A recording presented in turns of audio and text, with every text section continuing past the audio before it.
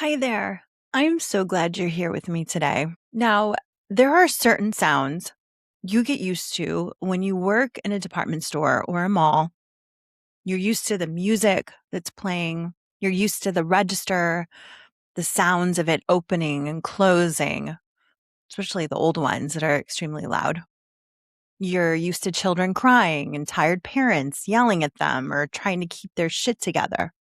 And somewhere nearby, there is that steady hum of the escalator. Most of us, we step onto it without even giving it a second thought. We are so used to them.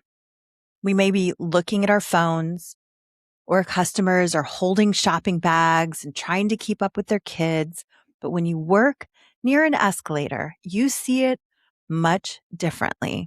You notice when the small kids are running towards it and their parents aren't paying attention. You see someone, which happens a lot, pushing their stroller onto it, going up, or putting their stroller onto it when it's going down. And there's still a kid in it. And you hold your breath.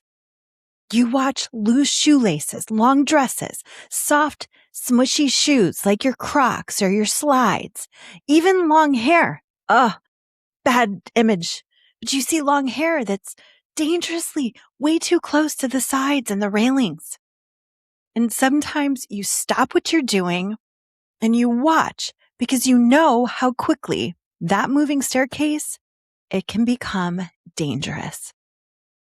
Welcome to another episode of Sorry, It's Discontinued, a podcast about the reality of retail, the people who keep it going, and the brands and stores that we all love. I am Hilary, and today we're talking about the frickin' escalator, the large, powerful, convenient, and sometimes, most of the time, very old machine. So hit follow, have a seat, and let's get into it. Sorry. It's discontinued. Now, I think most of us in retail, we have a love-hate relationship with escalators. I know I do. We appreciate them, especially when we are carrying the one product that our client needs, and it is the fastest way to reach them before we lose the sale. But when an escalator stops, when it doesn't work, customers are arriving at the top of the stairs and they are frustrated because they just had to climb some long ass stairs. They want to yell at the first associate they see or complain. And just in case, if you've happened to watch that retail horror comedy, Forbidden Fruits, which I absolutely recommend if you like horror and comedy and retail, you already know that no retail drama is complete without a slightly terrifying escalator mishap. Yeah, we've all pictured it. When you work in retail, you think about the worst when it comes to an escalator. And of course, the movie, it exaggerates it. But who in retail? Who hasn't imagined that worst case scenario? Now, before we talk about present day escalators, we have to go back. We have to go back to the past. Because escalators, I know now they're so normal, we barely even notice them. They were considered attractions.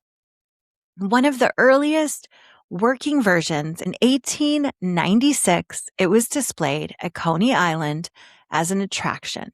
It lifted passengers only about 7 feet, but approximately a lot of people, 75,000 people reportedly rode it during 2 weeks. The 2 weeks it was there. That's kind of crazy. Something that we use almost all the time. People were getting on that thing, going up, going down, going up, going down. And they were not riding it because they needed to reach another floor, get to shoes. They had to go make a return. This moving staircase was the attraction.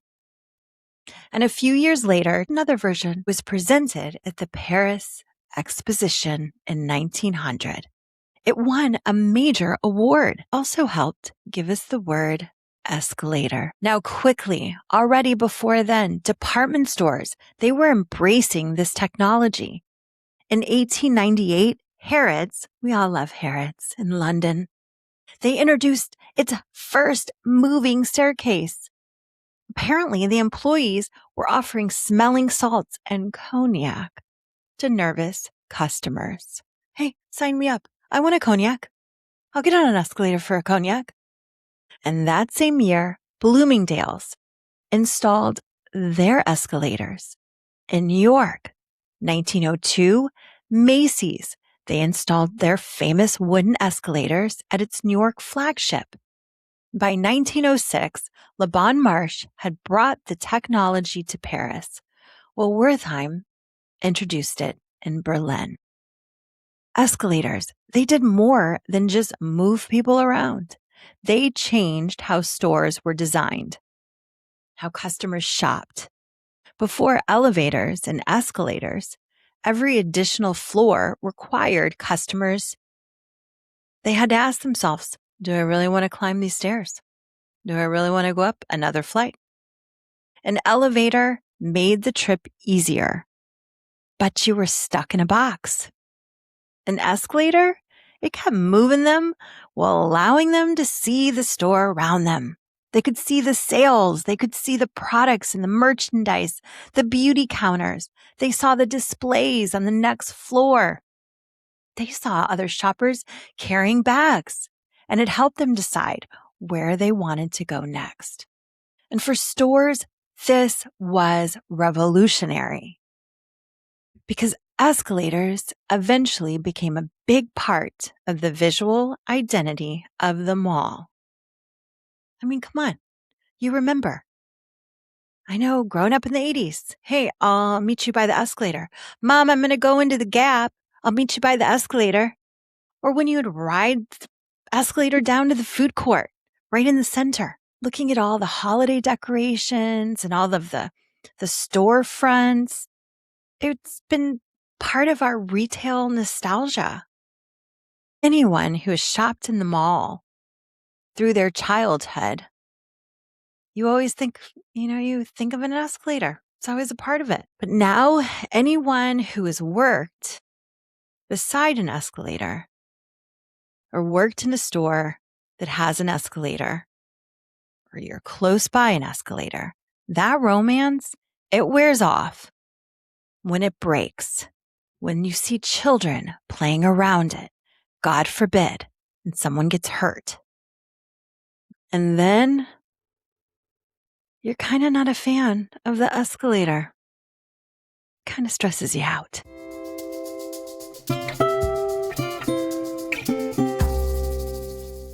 Now, when an escalator, it delivers those customers right to you, right to your department, right to your area. Yeah, it can be your friend. You've got continuous traffic. It keeps people moving. If your counter is near the top or the bottom of an escalator, you basically have people just arriving at your doorstep. Hello, welcome. Would you like to smell the latest? Yes, the restroom. It is this way. But when the escalator stops, is it broken? When will it be fixed? Where's the elevator? How do I get upstairs? Why do your escalators, they never work? Why do you guys just not fix your escalators? But not only are you the one that they complain to, but when you work near an escalator, you can also become its unofficial safety monitor. I have been in this position many times, and I'm sure you have too. You see children sitting on the steps, pulling on the handrail, trying to run in the opposite direction, up and down, up and down. And you notice when parents are not paying attention or shoppers, they are holding too many things or they are looking at their phone. There is long hair, loose clothing, too much going on. And when someone takes a stroller onto the escalator, happens every day, with the baby inside or a child inside, all of us who are close to the escalator working in that store, we hold our frickin' breath until they make it safely to the top or the bottom. I have even called out, be careful. Hey, watch your kids. elevators this way. But that was never in my job description. That's not in our job description. But what are we supposed to do when you see something that is dangerous happening directly in front of you? Do you keep your mouth shut? But if we speak up, a parent may feel criticized. But if we stay quiet, someone could get hurt. And we may always wonder whether we could have prevented it. Hey, ma'am, are you okay? Be careful. You seem wobbly. Let me help you. Hey, let me help you with your kid who is crying and doesn't seem to want to go on the escalator, but you're making them go. I will hold their hand. And this scenario and these mini scenarios, it creates a particular kind of anxiety. I've talked about PTSD. There is an escalator PTSD, anxiety for retail workers. We, especially if you work close to the escalator, are the closest adults watching, even though we have no real authority, and may never have received any safety training on an escalator. Have you learned or been taught what to do if there's an emergency with an escalator? I haven't. I never have. No. Do we know where the emergency stop button is? I mean, clearly there's a little red button inside a plastic cap holder. But has anyone ever told us where this is and when we can press it? Whom we should contact if there's an emergency? I don't think so.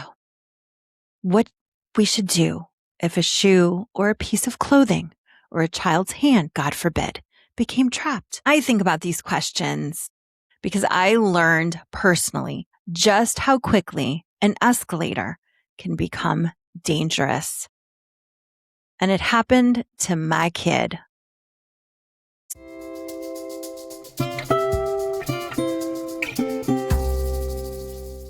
So my son, Max, he was about 5 years old, and we were riding down an escalator at a local mall here in Houston.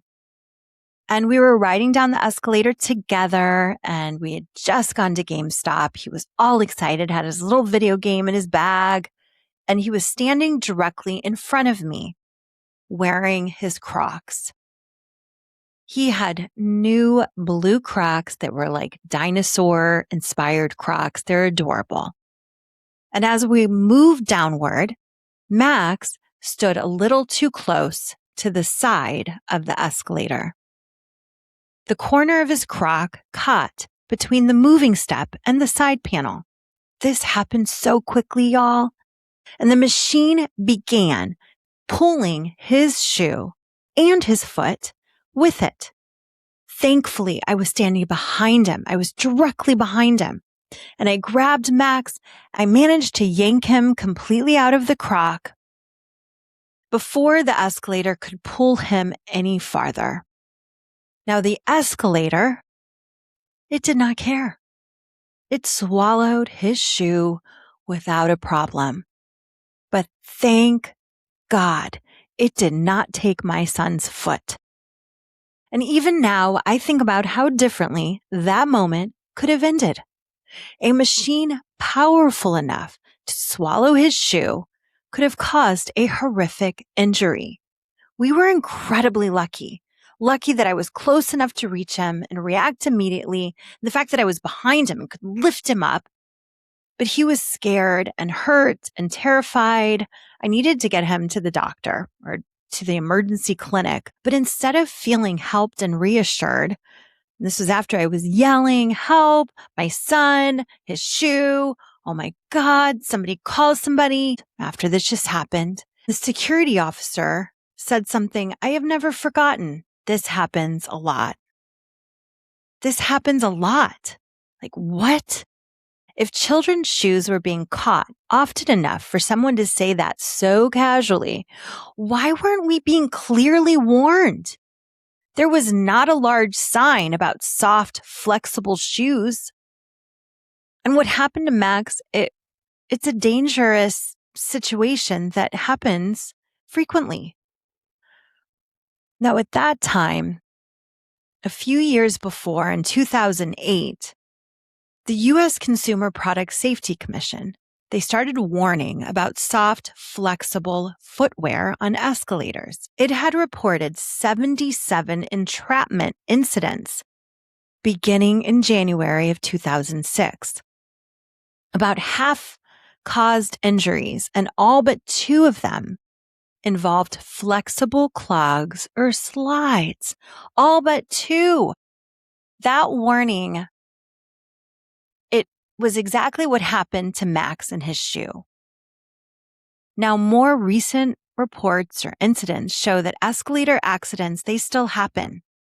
In 2025, a 7-year-old boy was injured after his foot became trapped in an escalator gap at a Hong Kong shopping mall. And in May 2026, 11 children and 1 adult were injured at New York's Gershwin Theater when an escalator suddenly stopped and it jolted forward. It caused people to fall. There were some sources that said a child's shoelace may have become caught, although the investigation is still underway. Thankfully, everyone was okay. I'm not sharing these stories to scare the crap out of you. Most escalator rides, they are safe. But these incidents, we need to know. Loose shoelaces, trapped feet, sudden movements, because a lot of these machines, they are old. Some of them may have been improved, but we need to be educated. We need visible warning signs. They are very important. And a lot of these escalators, I noticed that the signs are at the bottom of the escalator. They're on the escalator, but it's not very visible. There's clearly a little mom and a kid and like holding hands and stand in the center of a step. And we definitely need to pay attention, but we also need to know what not to do. But also building owners and retailers and maintenance companies, inspectors, manufacturers, they all have responsibilities. And here in Texas, for example, building owners are required to have elevators and related equipment inspected every 12 months, and they have to obtain a certificate of compliance so everybody knows. Accidents, incidents, and entrapments, they also must be reported to the state. The problem is that there aren't rules, that the rules don't exist.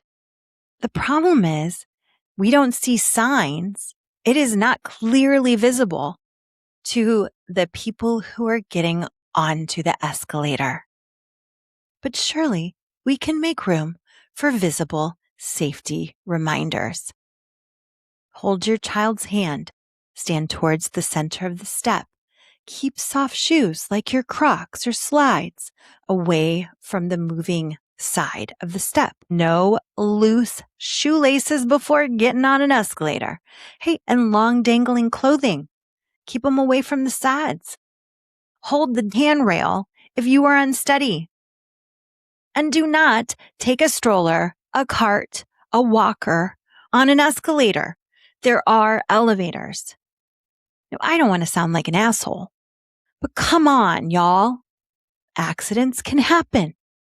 Safety first. I will never look at an escalator the way I did before Max's accident. Now, this kid is soon to be 19 years old. He is fine. He still has his toes. He lost a toenail on his big toe, and there is a scar. We do not need to fear escalators. We need to respect them. Sometimes the safest choice is simply finding another way or asking for help.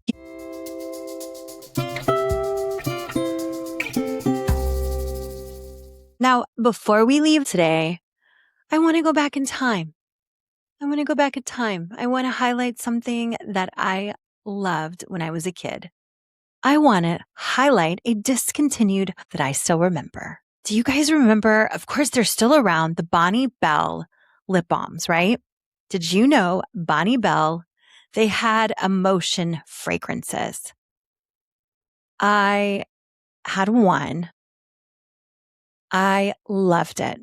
They had these little colorful fragrances, and their names were like flirty and happy, playful, shy. They were just fun and they were affordable, but it felt like you were choosing something sweet and it matched your personality.